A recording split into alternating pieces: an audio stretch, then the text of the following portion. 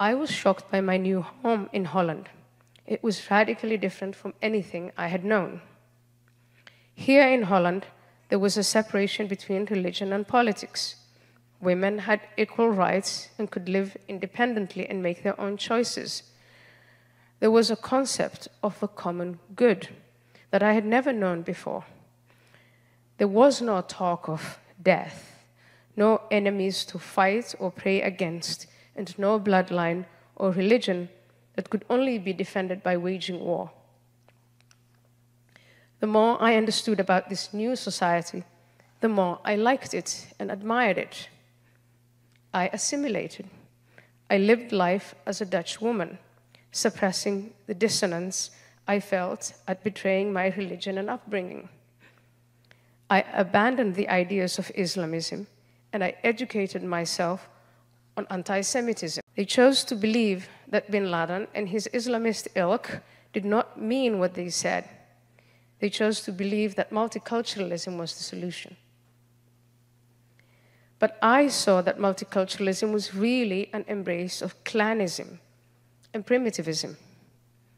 It segregated Muslim immigrants into ghettos and allowed them to subject women to arranged marriages, Sharia law, and other abuses. Another baffling Western response was to engage with nations such as Saudi Arabia and Pakistan to help them assimilate their Muslim immigrants.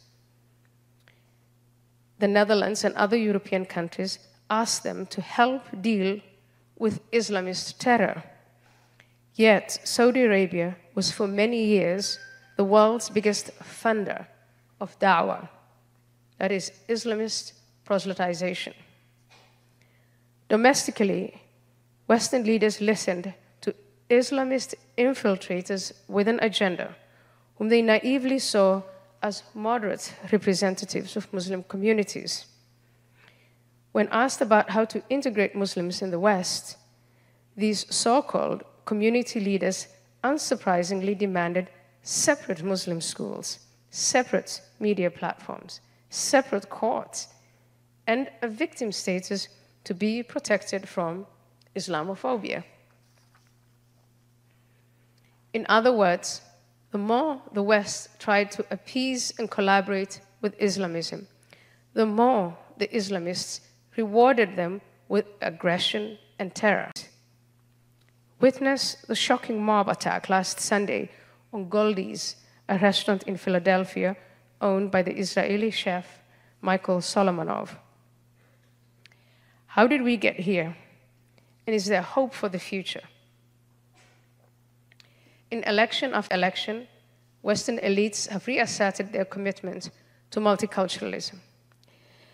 And even when some leaders, for example, the former UK Prime Minister David Cameron, the former Chancellor Angela Merkel, even when they dissented from this view, they never followed up with action.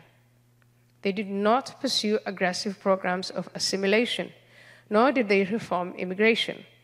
Things just kept going on as before. However, ordinary working and lower middle class people, on whom the burden of multiculturalism ultimately falls, have finally rebelled against the establishment. As Geert Wilders' shocking victory in Holland has shown, I shall stick with Holland as an example.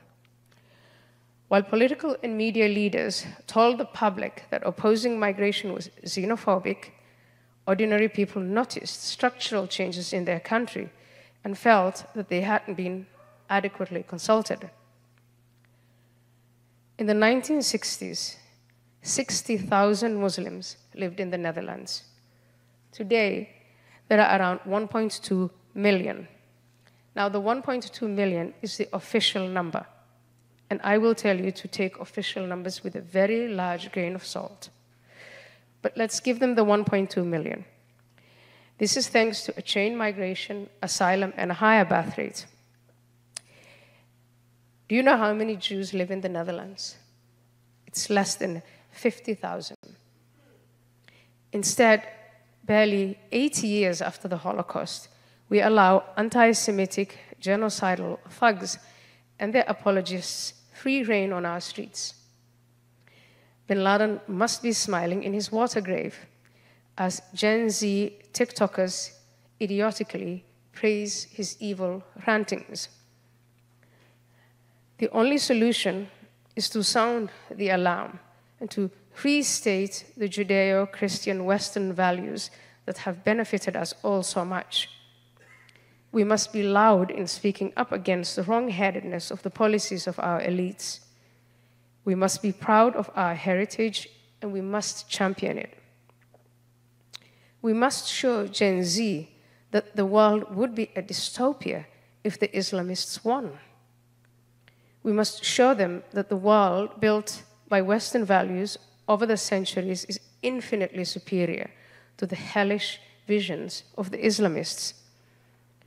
We must also elect leaders who understand the existential crisis faced by the West and who are willing to act to address it. In short, we must fight for our values wholeheartedly and unashamedly.